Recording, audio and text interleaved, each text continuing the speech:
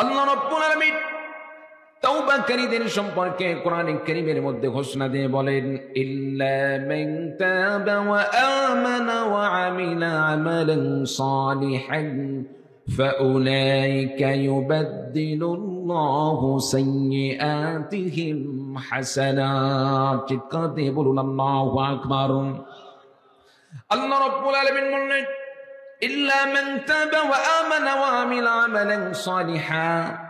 দুনিয়ার কোন মানুষ যখন গুনাহ করে, গুনাহ করার পরে আল্লাহ পাকের কাছে তওবা করে, আল্লাহ পাকের কাছে তওবা করে, তওবা করার পরে ওয়া আমিলা আমালান সালিহান, সৎ আমল করে, নেক আমল করে, আল্লাহ রাব্বুল আলামিন ঘোষণা দিয়ে বলেন, বান্দা যখন গুনাহ করার পরে, গুনাহ থেকে আল্লাহ পাকের কাছে তওবা করলো, তওবা করার পরে বান্দা যখন নেক আমলের পিছনে ছুটি পড়ল, নেক আমল করা শুরু করে দিল, নামাজ পড়া শুরু করে দিল, রমজানের রোজা রাখা শুরু করে দিল, যত সৎ আমল আছে সৎ আমলগুলো করা শুরু করে দিল, আল্লাহ রাব্বুল আলামিন ঘোষণা দিয়ে বলেন, বান্দাকে তো আল্লাহ তাআলা মাফ করবেন করবেন।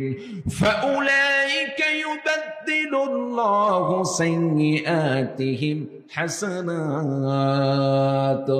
বান্দার শুধু গুনাহ আল্লাহ পাক মাফ করবেন না, সাথে সাথে আল্লাহ রাব্বুল আলামিন ঘোষণা দিয়ে বললেন, বান্দা গুনাহ করার আগে যে সমস্ত তওবা করার আগে বান্দা যে সমস্ত গুনাহ করেছিল, বান্দার গুনাহ যদি আসমান পরিমাণ হয়ে যায়, বান্দার গুনাহ যদি সাগরের পানি পরিমাণ হয়ে যায়, বান্দার গুনাহ যদি দুনিয়ার আসমান এবং জমিনের মাঝখানে যে ফাঁকা জায়গাগুলো রয়েছে এই সম পরিমাণ যদি বান্দার গুনাহ হয়ে যায়, আল্লাহ পাকের কাছে তওবা করার সঙ্গে সঙ্গে আল্লাহ পাক তো গুনাহ মাফ করবেন, সাথে সাথে বান্দার গুনাহগুলোকে আল্লাহ তাআলা বান্দার জন্য নেকিতে পরিণত করে দিবেন। বলুন সুবহানাল্লাহ।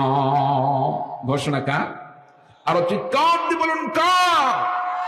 আল্লাহ পাক ঘোষণা করেছেন, বান্দা তুমি তওবা করো, আমি আল্লাহ পাকের কাছে তওবা করো, আমি আল্লাহ রাব্বুল আলামিন তোমার তওবাকে আমি আল্লাহ তাআলা এমন ভাবে কবুল করে নিব, এমন ভাবে কবুল করে নিব, তুমি নেক কাজ করলে তোমার তওবা কবুল করে, তওবা করার আগে যেগুলো গুনাহ করেছিলে বান্দা, সেই গুনাহগুলোকে আমি আল্লাহ পাক নেকিতে পরিণত করে দেব। বলুন সুবহানাল্লাহ।